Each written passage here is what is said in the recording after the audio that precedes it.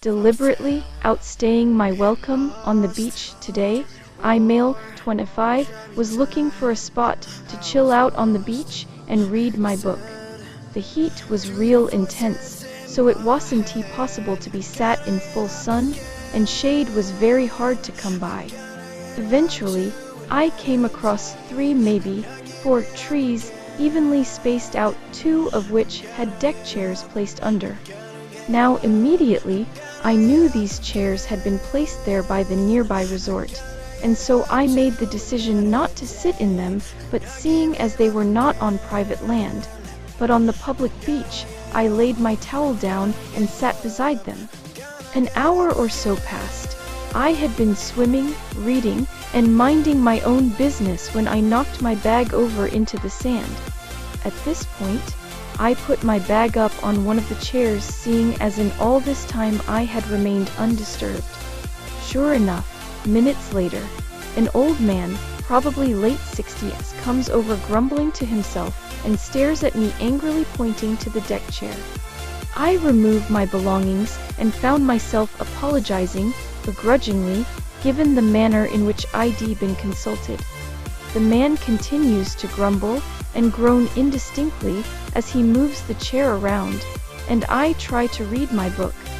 Just then, his wife, I assume, joins him, and they both begin berating me in thick German-Austrian accents as to how I had the whole beach to choose from and decide to sit here.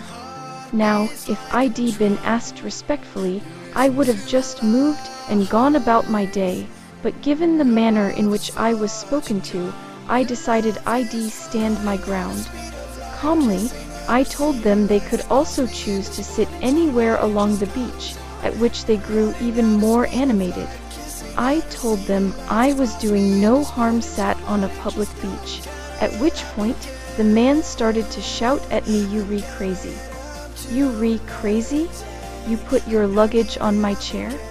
I calmly said I'd been here for an hour, and it hadn't been an issue, at which point they snapped back that they'd been here longer. I still don't understand the logic in this.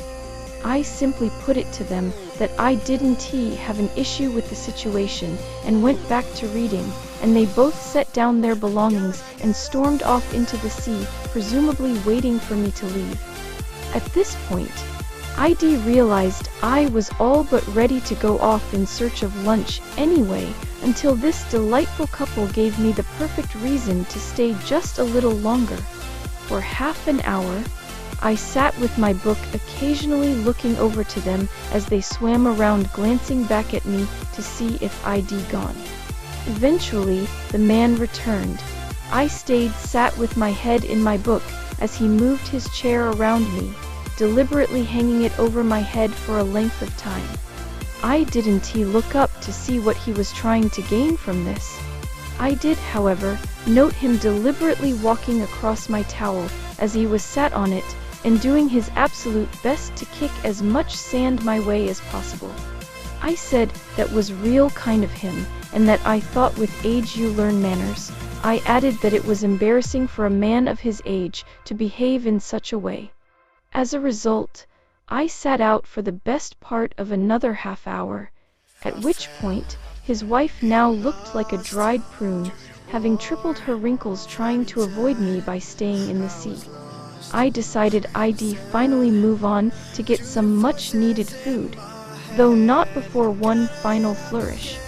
I slowly gathered my things, making sure I wasn't about to leave anything behind, and with one great swoop, maybe a couple of extras for good measure, flicked all of the sand off of my towel straight over this great blubbering buffoon. He instantly grew red with rage.